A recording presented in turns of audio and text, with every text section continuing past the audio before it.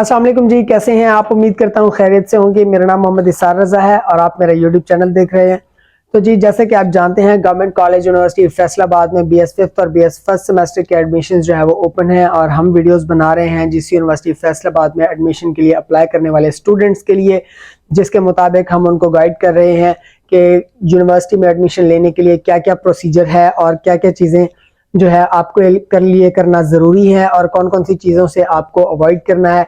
इसी तरह से कुछ इंस्ट्रक्शंस भी हम जो है वो पुट करते हैं और उसके अलावा मेरिट लिस्टों के बारे में और एडमिशन के लिए किस डिपार्टमेंट में आपको अप्लाई करना हो उसके लिए भी हम आपको इन्फॉर्म करते हैं। तो आज हम जिस टॉपिक पे बात करने वाले हैं वो 3-4 ऐसे सवालात थे स्टूडेंट्स के जो काफ़ी सारे स्टूडेंट्स में कंफ्यूजन पैदा करते हैं, जैसे कि मेरिट लिस्टें कब लगेंगी, जैसे कि मेरिट कैलकुलेशन क्या है। इस तरह की काफ़ी सारी चीज़ों को हम इस वीडियो में डिस्कस करेंगे, तो वीडियो को एंड तक लाजमी देखिएगा। और उसके अलावा अगर आपको हमारी वीडियो से वैल्यू मिलती हो तो काइंडली हमारे चैनल को सब्सक्राइब भी कीजिएगा और बेल आइकन को प्रेस कर लीजिएगा ताकि जिस यूनिवर्सिटी फैसलाबाद की तरफ से आने वाली तमाम अपडेट्स जो है वो आपको टाइम पर मिलती रहे। वीडियो को स्टार्ट करते हैं। तो जी, सबसे पहले हम बात करते हैं कि BS फिफ्थ सेमेस्टर और BS फर्स्ट के लिए जो मेरिट कैलकुलेशन का तरीका है वो क्या है।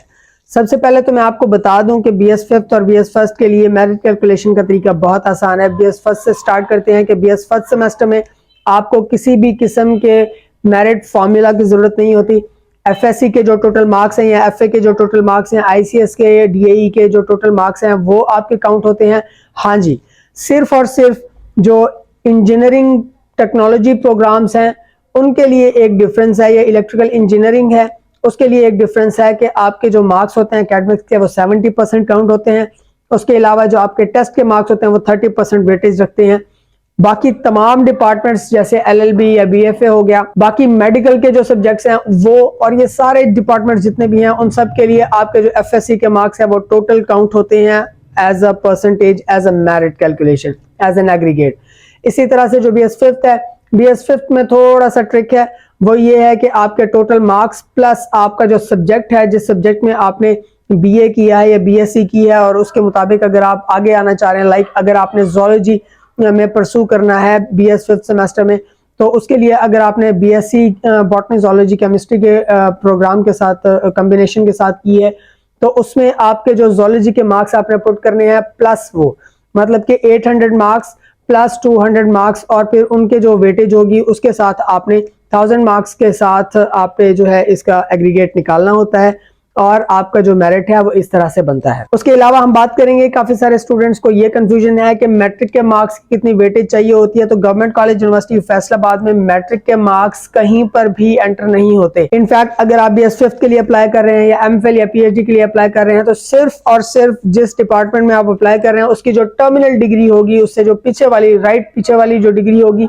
उसके मार्क्स काउंट होंगे। उसके पीछे जितनी भी आपने डिग्रीज की होंगी उनके मार्क्स बिल्कुल भी कंसीडर नहीं किए जाते। उसके अलावा काफी सारे स्टूडेंट्स मुझसे ये पूछ रहे थे कि गवर्नमेंट कॉलेज यूनिवर्सिटी साल में कितनी इंटेक्स लेता है। तो गवर्नमेंट कॉलेज यूनिवर्सिटी फैसलाबाद जो है वो साल में सिर्फ एक इंटेक लेता है, जो कि फॉल सेमेस्टर में होती है। स्प्रिंग सेमेस्टर में एडमिशन ओपन नहीं होते।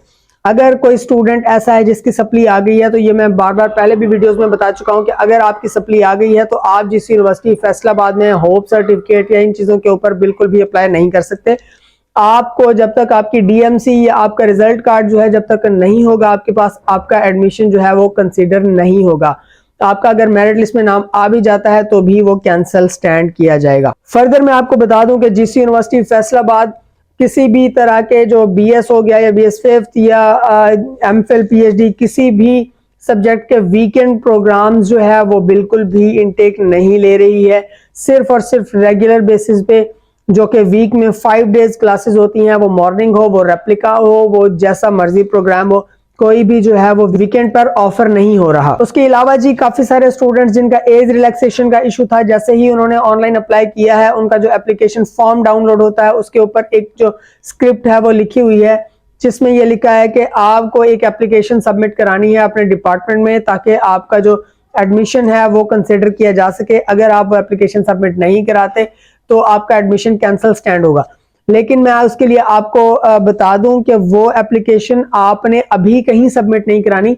अगर आपका मेरिट लिस्ट में नाम आ जाता है तो जब आप डॉक्यूमेंट्स लेके जाएंगे अपने डिपार्टमेंट में, तब उन डॉक्यूमेंट्स के साथ आपने वो एप्लीकेशन जो है वो आपने डिपार्टमेंट को सबमिट करानी है ऑन दैट स्पॉट, और उसी वक्त वो एज रिलैक्सेशन को कंसिडर करेंगे। अगर आपकी एज जो है वो उनके क्राइटेरिया के मुताबिक हुई एज रिलैक्सेशन के लिए तो वो एक्सेप्ट हो जाएगी, अदरवाइज रिजेक्ट हो जाएगी। उसके अलावा जी अब एक और क्वेश्चन जो है वो रेज होना शुरू हुआ है, क्योंकि 3-4-5 दिन हो गए हैं, काफी सारे स्टूडेंट्स ने अप्लाई कर लिया हुआ है ऑनलाइन। तो अब काफी सारे स्टूडेंट्स पूछ रहे हैं जी बीएस की फर्स्ट जो मेरिट लिस्ट होंगी वो कब लगेंगी। तो मैं आपको बता दूं, गवर्नमेंट कॉलेज यूनिवर्सिटी फैसलाबाद में जब डेडलाइन कंप्लीट हो जाती है उसके 3 से 4 दिन के बाद मेरिट लिस्ट लगती है।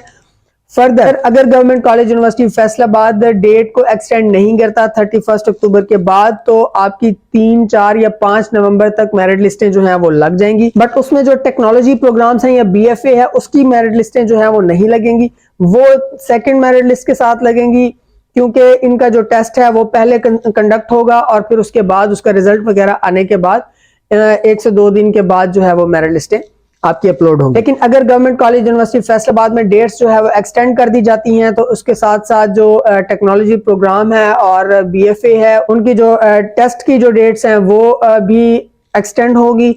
तो मेरिट लिस्टें जो है वो 7, 8, 9 या अगर वो 6 तक एक्सटेंड करते हैं, 7 तक एक्सटेंड करते हैं, तो उसके बाद जो है 3, 4, 5 दिनों के अंदर अंदर जो है वो लग जाती है। मतलब कि विद इन 5 वर्किंग डेज आपकी मेरिट लिस्टें जो है वो डिस्प्ले हो जाती हैं। मजीद किसी भी किस्म की इंफॉर्मेशन के लिए आप हमारे फेसबुक पेज को लाइक कर सकते हैं। उसके अलावा हमारा इंस्टाग्राम का भी लिंक जो है वो डिस्क्रिप्शन में मौजूद है, तो आप हमारे चैनल को भी सब्सक्राइब कर सकते हैं। उसके अलावा हमें इंस्टाग्राम और फेसबुक पर भी फॉलो कर लीजिए।